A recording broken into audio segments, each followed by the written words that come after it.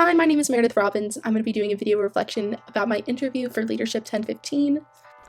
The individual I interviewed was Katie Kleinsmith. She's a mutual friend of one of my parents, and she's a senior living executive with the expertise of development, operations, sales, and marketing, and product strategy development. She's currently oversees the Hiatus portfolio, including brand management, operations, assets management, and investor relations. I selected Ms. Kleinsmith because she has a lot of experience professionally, leading various groups of people. I believe that Ms. Kleinsmith would give me a great advice for the future of, as I'm an upcoming senior and that I will be graduating and entering the business world. I wanted to see how she handled different groups of people and how she manages her everyday life and what leadership skills she's gained from professionally in her career. Before the interview, I only knew that she worked with senior care facilities, and I knew she had a bigger role within it all. But I was hoping after I spoke to Ms. Kleinsmith that I would be able to gain more knowledge of how I can better my leadership skills within the workplace individually and professionally for when I enter the workforce after I graduate college. I conducted the interview over the phone and held conversation by asking her many questions that I have crafted, hoping to gain insight about the leadership within the company she is working at and is understanding her overall leadership philosophy. During the leadership interview, my perception of Ms. Kleinsmith was that she was very confident as a leader. She really knew her leadership style as well as her leadership philosophy. The way she answered questions I asked her, she showed that she was very comfortable with how she led others based on how relaxed and excited she was to discuss it.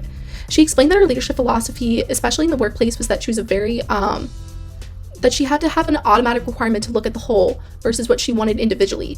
She explained that in order to lead others, you have to think of those around you and not just think about personal gain. She said that she had a big role within her company, and through her leadership, she had to be collaborative but sometimes directive. She explained that she was very good at both of them, and she on a day-to-day basis as a collaborative leader, she explained that she had to work to get various teams that she led to work together. And in order to get the job done, she would like to get the teams she's leading and find out what they were experiencing before policies were made and before procedures were implemented or changed. And she explained that explained how her philosophy is to involve the people that it affects up front.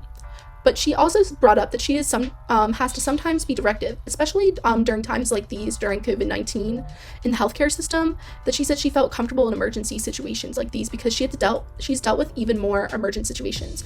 For example, she explained how back in 9/11, she had a senior care facility 2 blocks away from the World Trade Center, and she had to handle very stressful situations as a leader, and to be able to sometimes do that, she had to be a little bit more of a directive leader. But she continued to explain after explaining that situation that and she believes that it's really only to be okay to be a directive leader only for emergent situations like those, and for only a short period of time. She believes that people don't really buy into directive leadership style as a long term, and that it is important to be collaborative and to be inclusive in her field of work, especially in healthcare system. There are various characteristics that Ms. Kleinsmith and I talked about during our interview, and one characteristic discussed was adaptability. She explained how it is important to be able to adapt to certain situations in the workplace, but also she explained that her former boss once told her that if you have a bad day, write it down and write about how you would react differently. And she explained that this lesson that she learned from her boss has helped her multiple ways, including time management in crisis situations, and how to communicate overall as a leader and people and groups that she is leading. She explained that she needed to be able to adapt and learn from different situations that she faces in life. I also asked her what makes a good or a bad leader. She explained one characteristic, which is respect. She explained that a good leader always should treat everyone with respect, even if you disagree. She added that you need to put your personal concerns away sometimes and to listen from multiple people's perspectives. Ms. Kleinsmith explained that the characteristic inclusion as well is important, which we did learn about in our class in 1015. It was really surprising to me that she brought up inclusion, but it also really made sense, especially in the workplace. She explained that people look at it differently sometimes, and that it's not just including people like races or genders, but also it means that people can communicate and tell what they think about certain situations. It's important for people to feel comfortable, she explained, in for example, like talking to higher ups or the leaders that are higher up than them, and to feel like they should be able to share their viewpoints and to feel comfortable in situations when they want to put input or make input in a conversation. She also explained briefly that one thing that is the kiss of death in the workplace is inconsistency, and that is not a good quality in a leader. She explained that because if you are one day a certain way or a certain leadership style, and then the other day, and then you're another way another day, it can become a problem because it doesn't give you the authority, or people start to lose trust in you because it makes you a less reliable leader, or that they won't know how to react to you or how to even approach you in certain situations. Overall, my perceptions of Ms. Kleinsmith didn't really change after the interview. I always thought she was a great leader before the interview, which inspired me to interview her in the first place.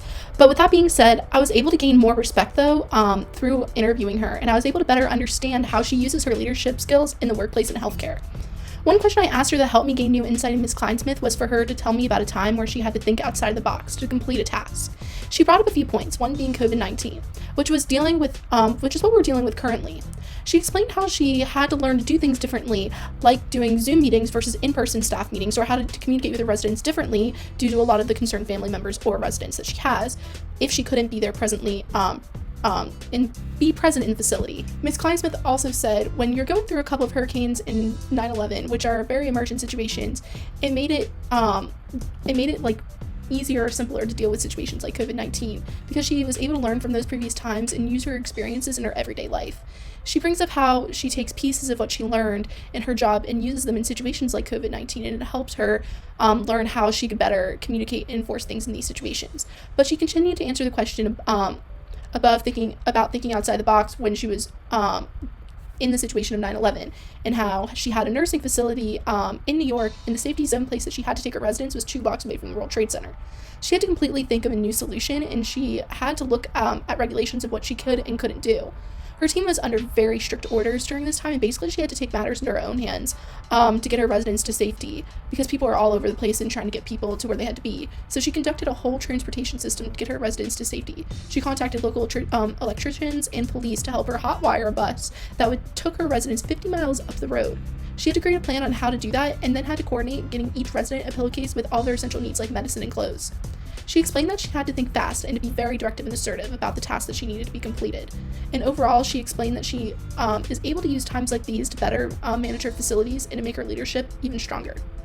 Next, the question was about key statements made by this individual, which is Ms. Kleinsmith, that aided in my knowledge of leadership on a practical level.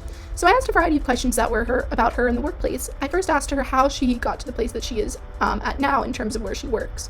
She started off by explaining how she started out in healthcare, more on regulatory side, and how she did a lot of policy work in the Alzheimer's Association. She worked when she was started working when she was 23, and she believed that it was an exhausting field and that there was a lot of going on all the time. But she also explained that as time went on, she realized it was the place that she was meant to be.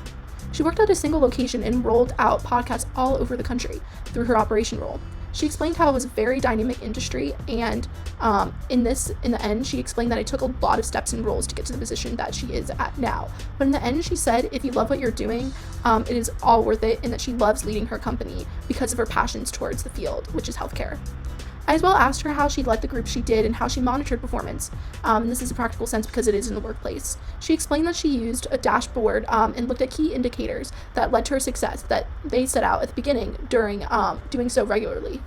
And basically it told her based on the dashboard how the teams she was managing were working together. It also helped her set goals for her staff. She explained that if you set goals, it helps you see the bigger picture, and it helps you make projects move them faster and move them forward. Lastly, I learned about what makes a good team player and how she sets priorities for the projects she manages. And overall, it's a practical sense because I want to be able to, when I get into the career and business world, understand how to better set priorities and to be a good team player when it comes to working in a new workplace. And she explained that a good team player is someone who is willing to help in any field. And it is willing to experience new things and get a little bit out of your comfort zone, and is willing to collaborate with others. She explained that it helps develop relationships when you team build and helps you see what they are dealing with on a day-to-day basis. I learned that she sets her priorities by setting goals for herself personally and for the staff as a whole. She explained how it was important to look at the impact for what you are doing, for what the overall goals are for the company. And as she explained, that time management is key, and that you have to ask yourself a couple of various questions or think about certain key ideas. For example, asking yourself what is essential or what is a must-have, or thinking about if it's going to solve a problem or if it's essential, or if you want to roll out something new for the new year, or if it could be made into a long-term goal. Overall, I'm super grateful to be able to have talked to Ms. Kleinsmith about her leadership in the work field, and I learned so much throughout this interview process and through this reflection. And I just wanted to thank you for watching my video.